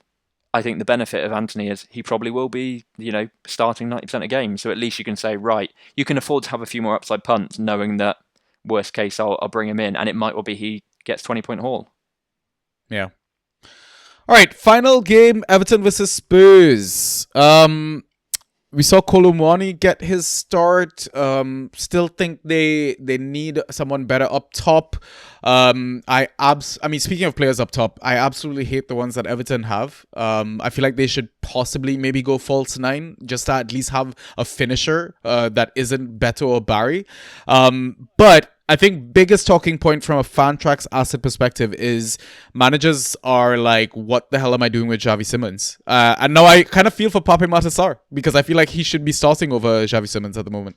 Yeah, I do agree with you, and I think looking at Frank's sort of previous at Brentford, he might go with that. It makes sense for him to go with that more functional 3 and just sort of lock that midfield down a bit, or have the legs of someone like Assar, because Simons undoubtedly has the technical ability, but doesn't necessarily seem to be getting up to speed. And I think his confidence has taken a knock. And there's 2 ways you can do that. You can go, right, we'll play him through it. Or you can say, we'll take him out for a little bit and just allow him to sort of really get to know his teammates and because obviously he's come in with a new manager, right? So it's not just he's coming to an existing ethos and they're sort of able to wrap their arms around him and say, right, this is how we do things, da-da-da-da-da. Everyone's sort of learning on the go, and he's learning in an even bigger way because he doesn't know the club, he doesn't know his teammates, he doesn't know the league, he doesn't know London. Yeah. All of these things are going on. I think if you're a manager, though, you've just got to hold him because you're not going to... His value can't get any lower. Even if he continues putting up 4 or 5 point games, someone will punt on him as soon as you drop him, right? Yeah. Do you think this is a sliding doors moment potential trade? Maybe do Pino for Simons? You think that's... If it's Pino for Simons, I'm taking Simons every day. Yeah. Partly because what I was saying before, in terms of if we're looking at upside, I personally think Simons' potential upside is much higher. Yeah, that's fair. That's fair. Yeah, I mean, I agree. Like, it's a whole new environment, and it's tough for Simons because, I mean, an asset that has radically changed under Thomas Frank, Van de Ven. Like, I didn't even realize he was this threatening on set pieces or had this many goals in him. And he's scoring outside of the Prem as well. So yeah. Again, I think maybe just a bit of patience needed there. Cool. Shall we jump into the data dump? Let's. Ay, ay, ay, ay, ay. Fantasy with the Banta Boys. So, looking back again at game week 9, we're going to start with key passes as always. The highest number recorded was 7 by Phil Foden, then 5 by Kevin Schade, and 4 by Bruno Guimaraes. Quick thoughts? Foden, unbelievable, but as far as I'm aware, I think they were nearly all second half. So I think that's a game state, which I know doesn't necessarily make a difference, but when people are assessing, Foden's starting, it might well be, yes, but if they're 2-0 up, at half time, do those flow of key passes come in? Maybe not, because Pep might sub him out to lock it down. So I think that's something to be aware of. But yeah, some key passes amazing. I was on set pieces. Schade, I think that's partly something to do just with the chaos of Liverpool defence and not really, and Brentford just having them on toast essentially. And in terms of Bruno Guimaraes, we don't talk about him, so good for him.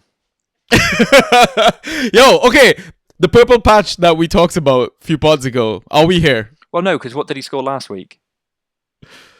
As in game week 9? As in, not the game week just gone, the game week or before. the one before that, like 6-ish? 4. I think it was something that? like 4. So when you're saying purple patch, I'm not necessarily disagreeing, but he's hardly going through this unstoppable foot. You couldn't have blamed people for not starting him this game week, right? Yeah. Yeah. So I think fair. Yeah, if he keeps doing it, I'm happy to eat my words. I've said he's a brilliant footballer, but he's not.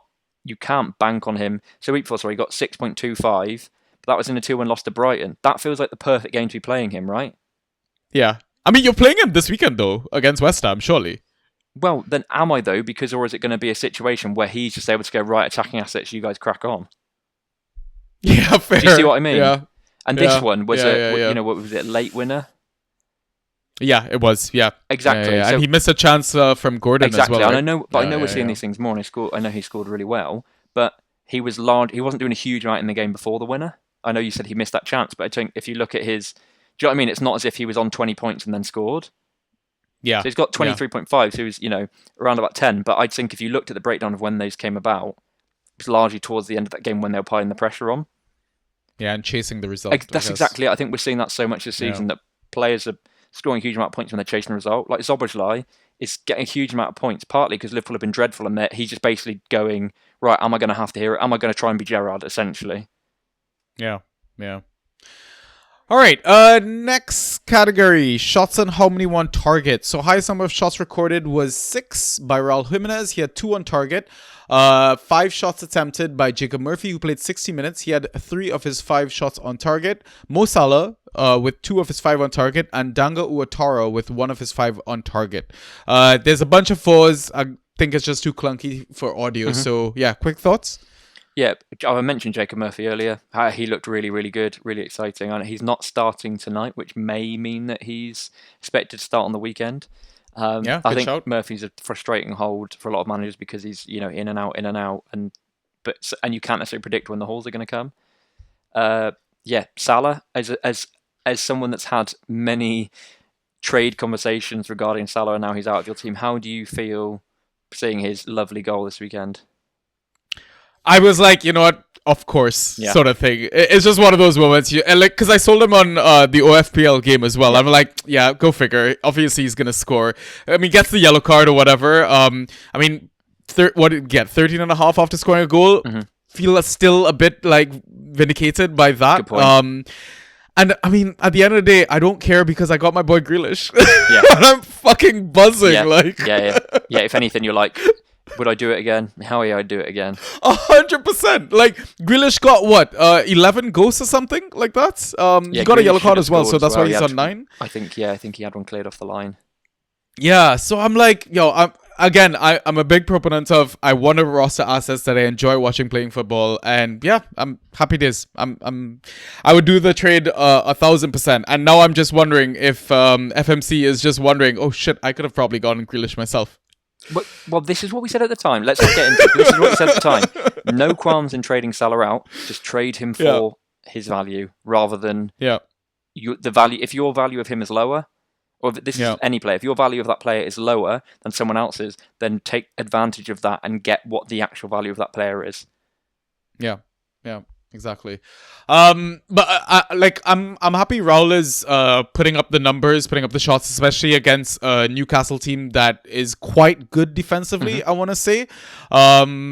And one thing to note about Dango, obviously he's going off an AFCON, but I want to suggest that maybe KLP is his replacement. Also, the one thing about Dango that's quite frustrating is he seems to be the fall guy when they go between back 4 and back 5. Agreed. So yeah, just things to kind of note since I've seen those names. Yeah, on KLP, he looked, well, certainly stat sheet wise, brilliant last night.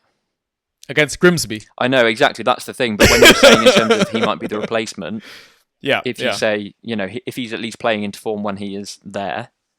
Yeah. And has been taking some set pieces at some points as well. Yeah, definitely one to watch. All right, next category, accurate crosses. The highest number was 3, both being Wolves players. Hugo Bueno and Jackson Chichua, who only played 13 minutes. Any thoughts here? Hugo Bueno doing it again. Good on him. Great stud, man. Big time. That moment. Yeah, I'd be starting him regardless of fixture at this point. Yeah, I think you've got to, and you just ride it. Yeah, exactly. All right.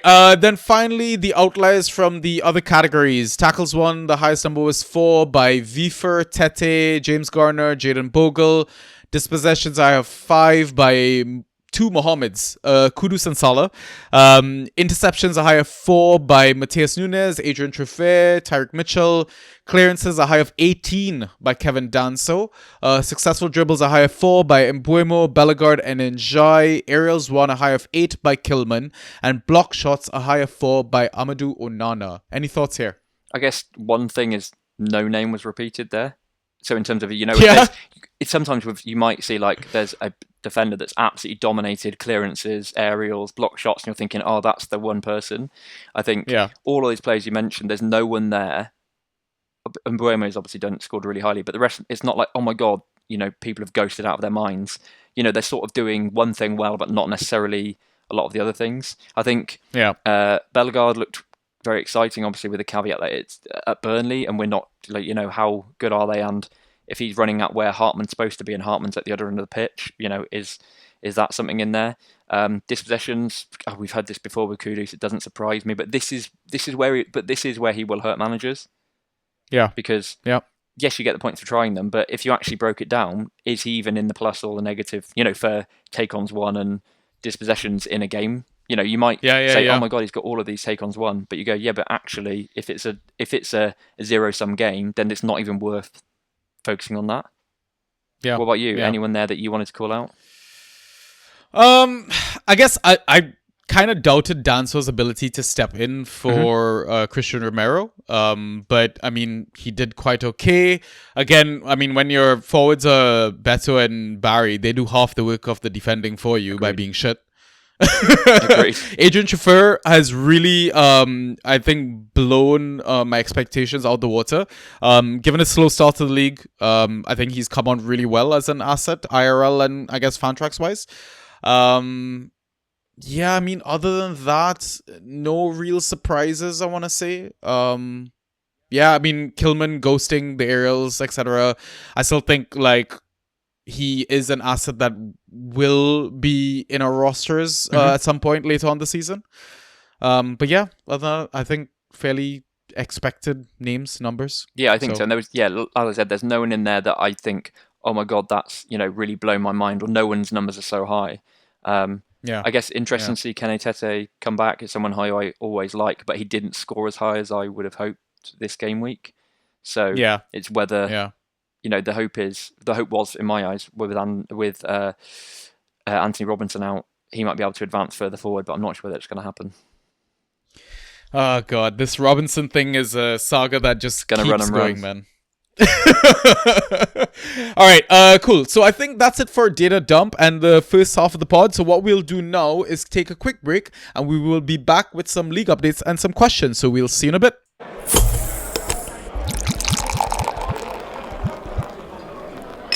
And we are back. So before we start, just some quick updates from the cup games. Palace are winning 2-0. Man City have equalized 1-1 there. Chelsea are up 3-0. Funny enough, Andre Santos obviously scored, so that's just how bad Wolves are. That's how I'm gonna paint that picture. Goal and an assist, should we say? Yeah, I wanted to leave the assist out, but thank you. Magpies are up 1-0 against Spurs as well. I mean, any real surprises with those scores? Not really, right? I guess the City drawing. I mean, the Liverpool Palace, I expected Palace to probably win. I didn't expect them to be up 2-0 at half-time. Ismail Assar just loves playing Liverpool. Yeah, there is that. And I guess the Liverpool, if you look at the Liverpool team, they'd clearly thrown that game. Yeah. So, in fact, ignore everything I just said. Joe Gomez showing why he's not starting. Yeah. And I guess, you know what? Maybe the most surprising one is Brighton still 0-0 with Arsenal. Yeah, I guess they just haven't had any set pieces yet. That might be it. Yeah, probably. All right, cool. So let's jump into some league updates. All right, so let's look back at GW9. I'll let you get us started. How did things go for you? Yeah, really well this weekend. So won by about 50 points. So scored 125. So big tasty numbers going up. I think in terms of standouts, so Petrovic made some great saves in the clean sheet. Krejci for Wolves. I never know how to pronounce his name. Who was, Yeah, at sounds first good was to sad me. about. Got a really nice assist actually. I don't know what he was doing in the box. It's like, what's the polar bear doing in Arkansas meme. Yeah. But yeah, great assist. Porro looked brilliant, taking some set pieces again, which was great. Bruno, 17.5 points, all ghosts, unbelievable. Szoboszlai, we touched on him briefly earlier in terms of positioning, but he put up a huge performance. And Pedro Neto, all being, solid there. And I think to have that many scoring, upper teens as well was great. In terms of regrets, scoring 125, not any really. The lineup decisions I made were right. One sad thing I had Buendia that I'd held on to as a punt. Obviously, assisted quite early, and then looks like he's going to be out for at least a little bit of time. So he'll probably be a drop. Not picking up Lukic again, based on the fact that he was due to be out for another 4 weeks or so, is a shame. Yeah, But again, given that I've got Bruno and Szoboszlai, it's not as if I'm desperate to have him as like a midfield 2 or 3. And because this links another one, the Paqueta goal that was disallowed was a real shame, because that would have been lovely. Because I've heard some shouts saying, is he droppable? I think that's in I think you're crazy if you're dropping Paqueta. Still should be on pens. I think this was in small leagues. Still should be on pens. Could easily be back on corners, and was like literally an inch away from having an extra huge amount of points. In terms of roster concerns, Oliver Watkins, unfortunately he still exists, so it's what to do with him. And then that's sort of, I think everyone's in the same boat where slight imbalance of defenders compared to the rest of the squad. Like, it's easier to pick up defender, which isn't a problem, but you look at the squad and think, oh, damn, there's a load of defenders on the wire that I'd be keen on. I'm already wrong. I've already got 7. So, it's sort of, that's the, can you trade out some of those defenders for, maybe you you sell them for a bit more than their value just in order to open up the space to get in some more, maybe. But yeah, generally, I've broken the 1,000-point threshold for the season so far now. So yeah, I can't complain because that's pretty damn solid. Yeah, that's amazing. I mean, so a few things for me is like, I think if you believe that Nuno's gonna eventually turn things around, Pac I think is just gonna be as key as Bowen to that. Agreed. To their success. And I'm happy to be patient on a player like Paqueta. He's just world class. In terms of Watkins, for me, I'm now started this sort of agenda of Watkins' resurgence is going to come back, partly because I traded him in. You have to. Come on. If you do it in the Discord, you have to do it on air. It's funny you talk about like trading defenders and stuff like that. No one wants to trade defenders. I think unless it's like Munoz, who everyone is just like the obvious attacking upside is there sort of thing. Like, everyone is just happy to stream the defenders, pick up random defenders. No one cares to consider them in a trade at all, despite them outscoring so many of the forwards that you're trying to trade in. So yeah, I think that's just really a community. I don't know if it's like a hive mentality thing, sort of thing. How they perceive value in assets and stuff like that, and I know it's a debate and a discussion that we constantly have in DMs and even in the Discord as well, is like how trades should be assessed and evaluated and considered. And you know what, maybe we do a trade special episode during the international break. I think that would bring bring a lot of value, because I think you and Pi would be fantastic guests on this as well, because he's got fantastic takes on them. The point that he brought about, what did your squad look like before the trade and after the trade? Don't look at just the players in isolations themselves, right? So yeah, there's a lot that can be learned in the way we kind of play the game there.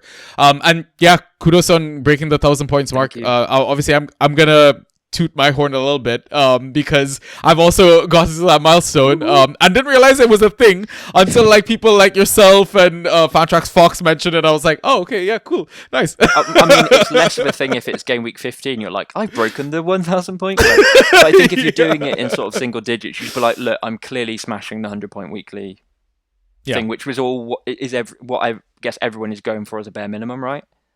Yeah, exactly. All right, cool. So I'll do my updates. So start with IGL. 137 to 72. So similar margins to yourself. I am now the highest points for in my league, just 3 points behind first and second place, who are both tied. Standouts, same to you. I had Bruno Fernandes, so was really happy there. Started my game week really well with Rodon Longstaff combo, to be honest. Combo wombo goal. Yeah, Enzo, Rice, Jorgen Strand Larsen finally getting off the mark with penalties as well. No regrets. Again, same reason like you mentioned. Once you smash it, it's like, what can you regret? I guess other than maybe benching Bruno Guimaraes. The concern there is, again, I mean, I still want another reliable forward because I've just got Jorgen and Jaden. Okay. So again, the concern was, what am I going to do with Pino and Jaden? Can I maybe package them to get some shitty ass forward? Who knows, right? I mean, you could.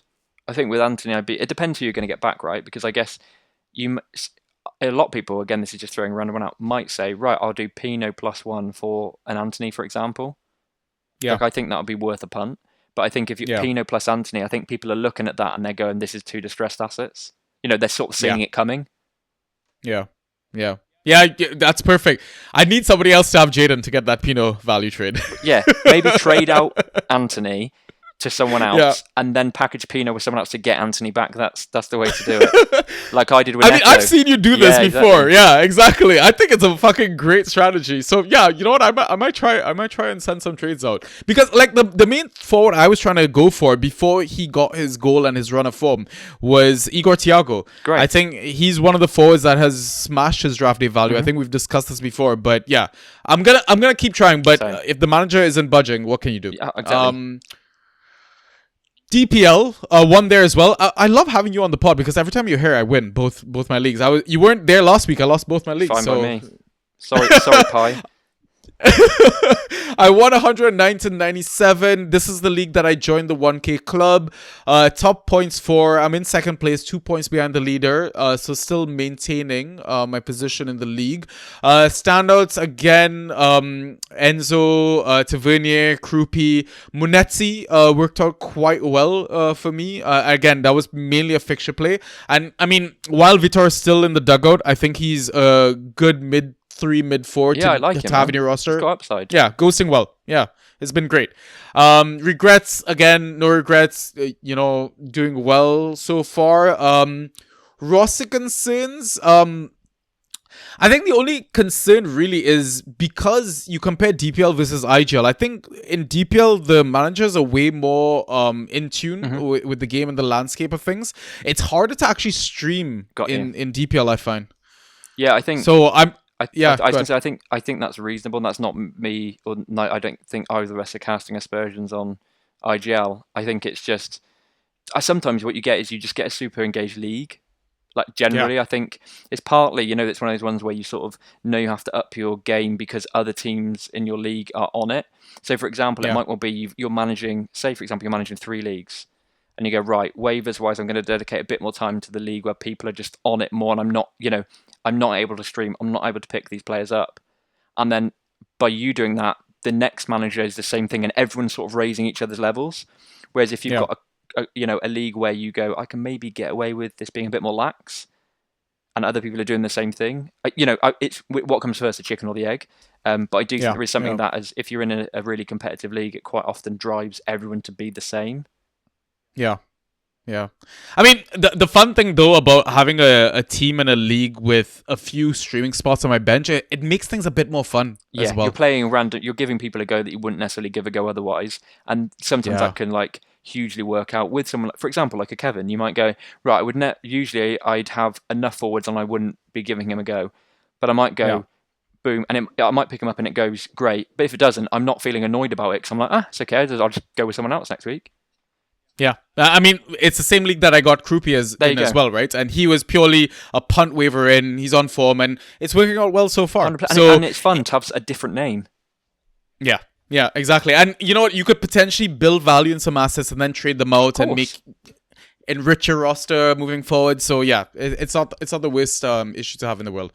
Okay, cool. So those are league updates. So let's move on to our final segment, which is the questions. So I'll take Salty's first question. So as of today, please rank your top goalkeepers number 1 through number 10 in Fantrax for now through the rest of the season. 10 goalkeepers seems excessive. Yeah, I'm just not going to do that. Same. Salty, I think three. I know that you're always great at asking questions and providing content and things, but I'm just not going to do that. One, because I think you go roofs, and then pretty much any 9 that you want will probably be decent. Yeah. But I think Draft Lad's very much a proponent of just pick a decent enough goalkeeper and it'll be fine. I'm certainly not in the realm of ranking 10 goalkeepers. I think ideally, if you look at who's performed well so far this season, probably just go with those. You know, Roos has looked great. I've been very happy with Petrovic owner. You know, he's been surprised me as how fixture proof so far he's been. I think they're City this weekend. Lamans has looked good for 2 of the 3 games. I think this week scored a lot lower. Pickford, again, had been looking good, but was very poor against Spurs. Or not very poor, maybe harsh, but didn't really do much for Spurs. Raya, very boring, but given they look like they're probably on course to potentially break the clean sheet record, is probably going to be worth a punt. I think outside of that, there's Vicario had a brilliant game on the weekend, made some excellent saves, but I think generally just it doesn't look like there's any really terrible goalkeepers this season. Yeah. I mean, Pope as well. There you go, Pope smashing it. Yeah, and for me, he's just a better Raya because I think they won't keep the same number of clean sheets, but he's probably gonna maybe keep the second most number of clean sheets in the league, given how. Yeah, exactly. Right. So yeah, I think for me, the way I like to look at saves, or the way I like to look at goalkeepers is I go into the standard scoring category and look at how many saves that they're making, how many shots that they're facing on target, what their save percentage has been over the last maybe 4 to 6 game weeks, and then just go from there. And like, yes, okay, Burnley are a team that are going to concede goals, but they're going to concede chances. And for me, despite, you know, you talk about Vicario and Pickford, I think Dubravka is a better option. I think he had that brilliant spell at Newcastle last season. We know he's a decent shot stopper. But so we fall into the trap of starting to rank goalkeepers. So thank you, but no thank you. Let's move away from it. I think what we're saying is there's options, right? Yeah. Okay, so next question is from Salty again. And I guess this is less of a Fantrax question, but people will probably enjoy this. Say you were locked in a stadium with each other and thousands of zombies. The zombies are attacking you both, and you may each have one item that you can carry around with you to help you survive. If one of you can make it inside the stadium longer than your podcast partner, you win/escape and the zombies are gone. What item will you take with you, and what would your strategy be? Couple of extra rules to make it more interesting. You can't leave the stadium/zombies while the other guy is still alive. Any gun you decide to bring with you will have exactly 6 bullets and no attacking each other. So I feel like this is 2 separate questions, right? There's one where you have to make it out first and sacrifice the other one. Or which one are you taking? I think the best way to take this question is just on the nose, you're in a stadium full of zombies. I'll be in there as well. Pick a weapon each. Yep. And what do you think would give us the best chance of surviving? See, no, the thing is like, with the whole gun thing, you're going to run out of ammunition. What the fuck are you going to do with the gun? I'm not going for a gun. Well, sorry, this is your question you asked. You answer, sorry. Okay, but the thing is like, can we also mention weapons or items that aren't actual like chairs and like stuff. actually exist in real life? So for example, what if I want a double-ended lightsaber? I'm glad you said lightsaber there because I was interested where you were going with that. Especially after the Lily Allen album, I was interested where you were going to go with that one. I mean, what, like a Darth Maul? Yeah, exactly. I mean, maybe. This is never going to happen, so yeah, why not?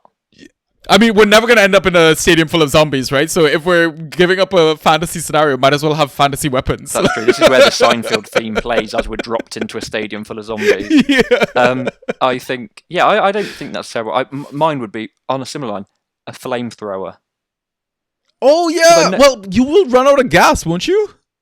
Very true, but I think for my eyes, if I can char a path for us forward... Yeah. I think you run out. I think whatever you use will run. At some point, with the lightsaber won't necessarily run out, but your arms will stop working because you'll just be so tired. Like we're not built for that. So you probably will run out of gas, but at that point, you just use it to try and bludgeon, I guess. Yeah.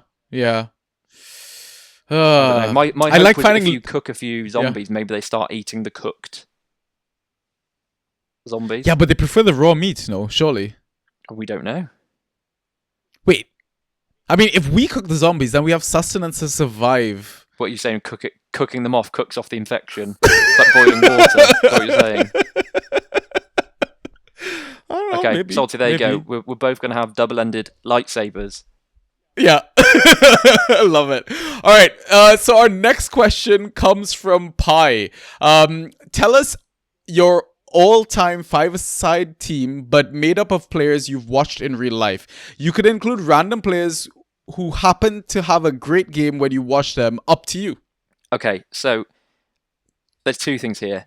One, do you want a goalkeeper? Do you not want a goalkeeper? So with the team that I have put together, I don't think I'll need a goalkeeper because no one is going to get the ball off them. In true Bash fashion, fuck the goalkeeper. Okay, that's fine. My goalkeeper would have been Buffon, but if Fair. But Buffon's not as good with his feet, five-a-side. You don't just need a big guy there. So I'm going to go with. I think this is what I'm going to go with: Sergio Ramos, Roy Keane, Andre Iniesta, Sergio Busquets, and then maybe Di Maria. Ooh, wow. Okay. I could have said Rooney because I saw him play once against Sheffield United when I was living in Sheffield. And I think one of the ones that I was, in terms of the reference to the include a random player who had a great game when you watched them, I watched João Pedro score a hat-trick in an FA Cup game for Brighton. Like, he was just unplayable.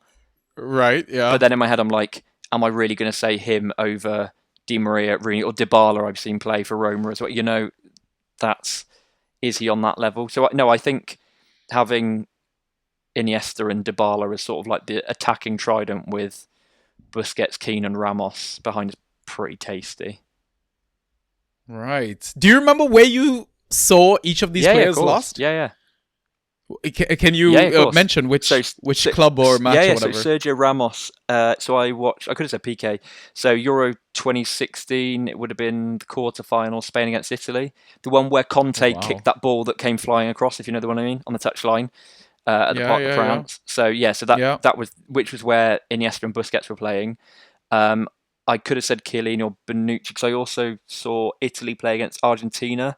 This was a few years ago. Weirdly, they're playing at the Etihad, and I was hoping Messi was there, but just sat on the bench the entire game. Didn't even come out to. Otherwise, I would have been like, "This is the cheat code." I would have been like, "Yeah, obviously." Yeah, exactly. Keane, hilariously, this would have been, I want to say 2001. Man United played a friendly against Hereford, like not long after they won the treble. But there was one of those where they're playing two friendlies on the same day. But Keane was playing, Dennis Irwin was playing. Yeah, they won 6-0. Andy Cole was playing Dwight York.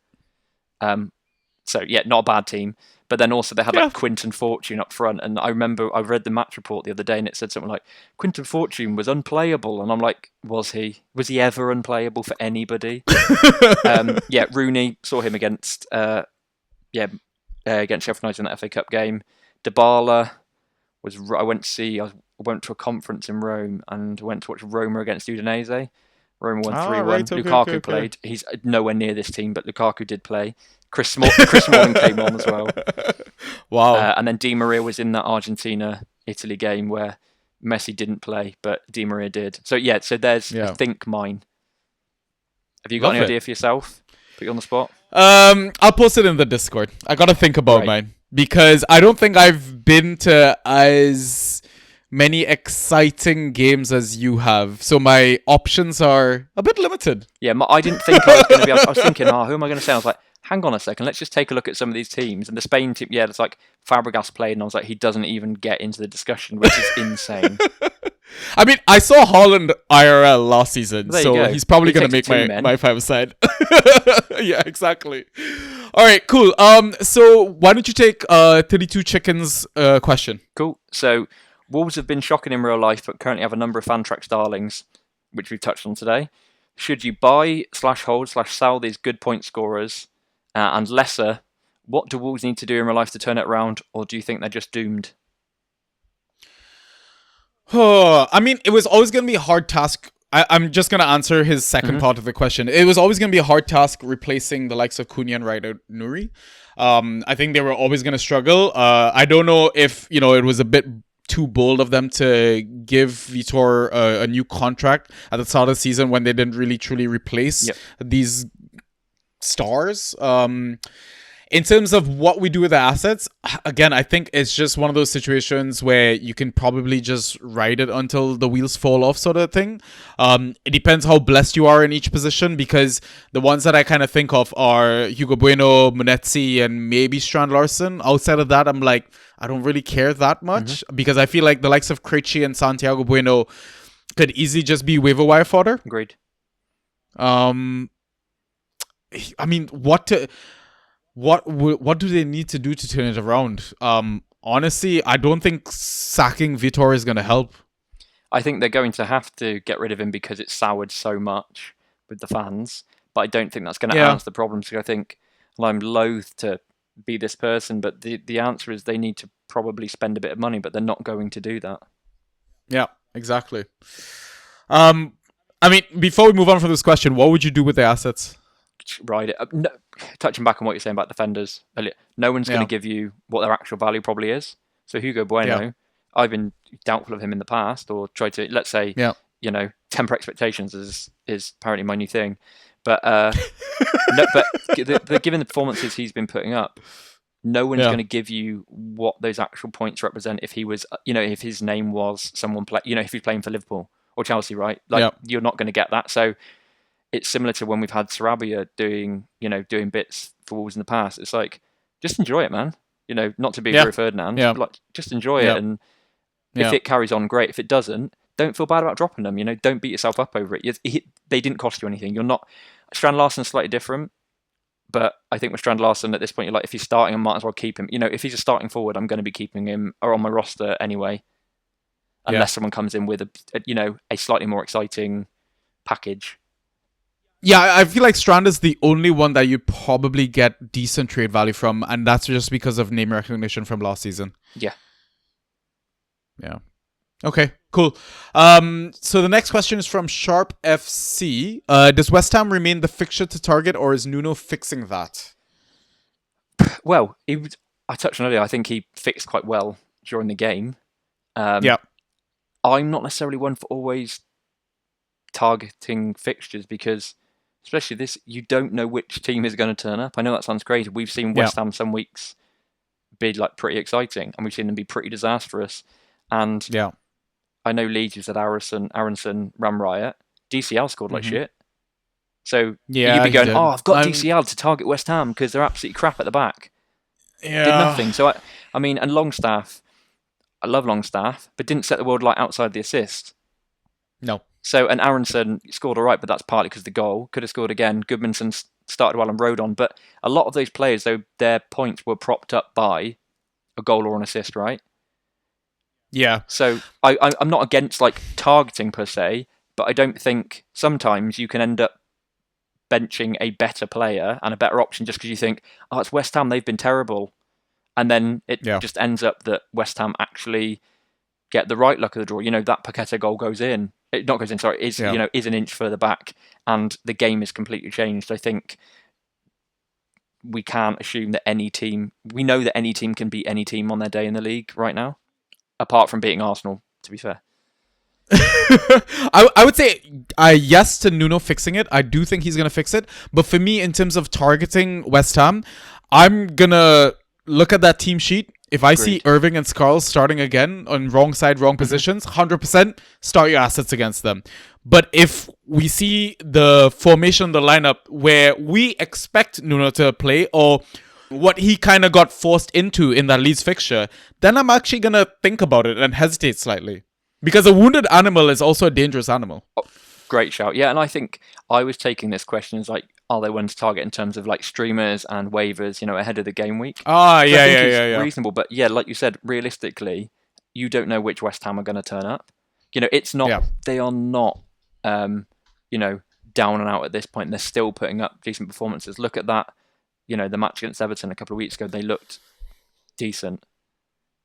Yeah. Yeah, we'll see, man. It's one to monitor. I know Christmas is going to be fun because of my brother-in-law. That's all. Do you want to take the next question? Yeah, of course. So So Ghost FC has asked, in following up from Sharp, do Liverpool remain the fixtures target, or is Slot fixing that? Listen, player attackers for Liverpool. Yo, honestly, I think I'm starting Watkins this weekend. I mean, I don't see why not. At this point, that Liverpool defence, you've got as good a chance as anyone else. Yeah.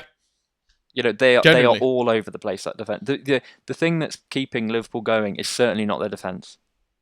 Yeah. I mean, Mamardashvili doesn't look quite at it. No. I mean, Konate is being shit. Kirk is shit. Frimpong is injured. He's moving players in and out of that right back spot multiple times during the game. It's not looking good. No, and I know they've not looking sort of thrown the game a bit tonight with the lineup they've put out, but that's still going to be there. That stink is still on them, right?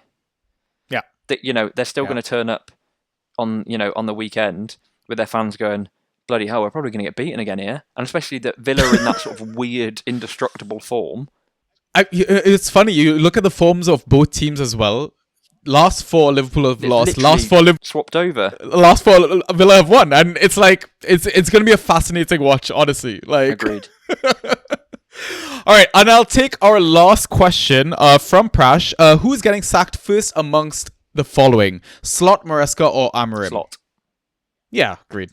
I mean, it's easy to say based on form as well. I think sentiment as well. I think Maresca's probably, he's more likely to walk than get sacked, I think, from Chelsea at the moment, because I think he's sort of got Clear Lake's number in terms of like they know that they're sort of occasionally giving him a bit of a raw deal in terms of like the players, but he's sort of delivering what they want, which is sort of a lot trying to at least sharpen up values and stuff like that.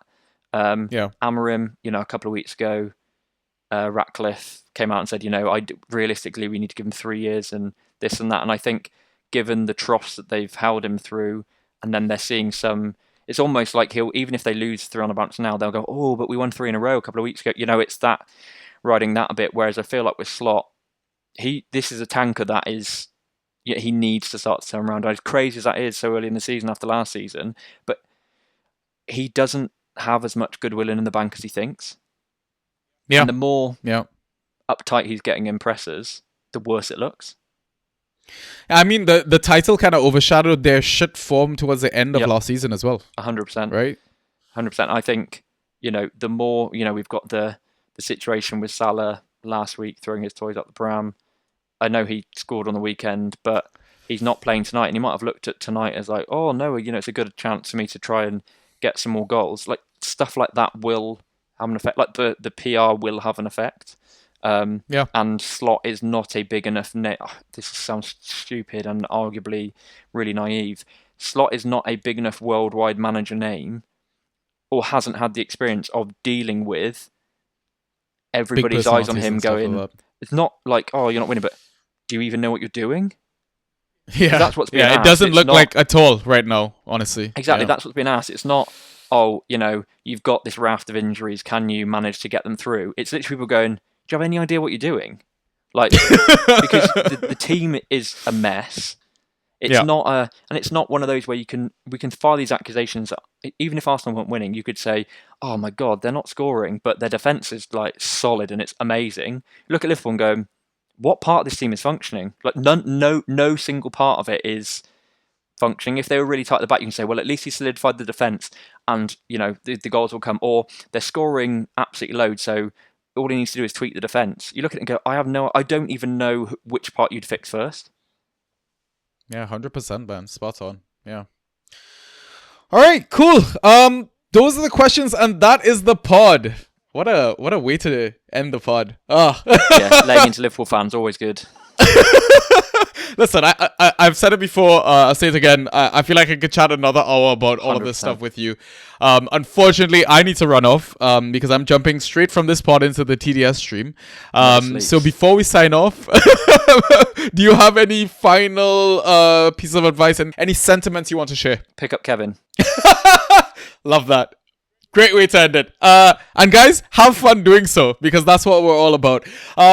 Anyways, listeners, if you have any questions, DM me. I will direct you to the Discord because it's free to join. Again, all you need to do is ask me for a link, and there you go. I mean, we kind of do, I guess, research who the hell you are and stuff like that, but It's all right. Don't worry. You'll be fine. Just join. It's a fun place to be. You can talk about everything, answer all your questions, and yeah, I don't know, share shit about your life.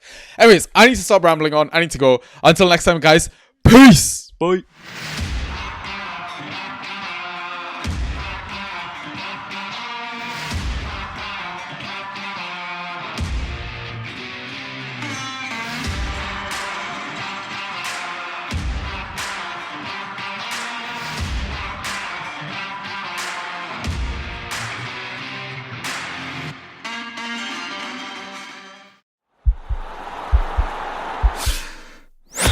This podcast is part of the Sports Social Podcast Network.